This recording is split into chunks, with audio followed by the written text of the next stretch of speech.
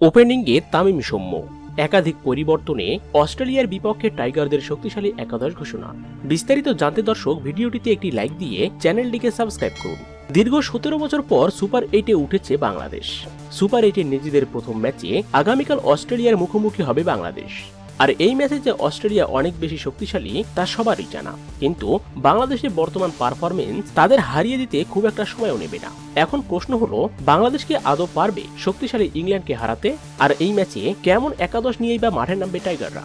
তো চলুন এক নজরে দেখে নেওয়া যাক। ওপেনিংয়ে দেখা যেতে পারে বড় পরিবর্তন। তানজিদ হাসান তামিমের সঙ্গে দেখা যেতে পারে সৌম্য সরকারকে। 3 নম্বরে ব্যাটিংয়ে আসতে পারেন বাংলাদেশের অধিনায়ক নাজমুল হোসেন শান্ত। 4 নম্বরে ব্যাটিংয়ে আসবেন বিশ্বসেরা অলরাউন্ডার সাকিব আল হাসান। 5-এ ব্যাটিংয়ে আসবেন ফর্মের তুঙ্গে থাকা তাওহিদ হৃদয়। 6-এ ব্যাটিংয়ে আসবেন বাংলাদেশের সর্বকালের সেরা ফিনিশার মাহমুদুল্লাহ রিয়াদ।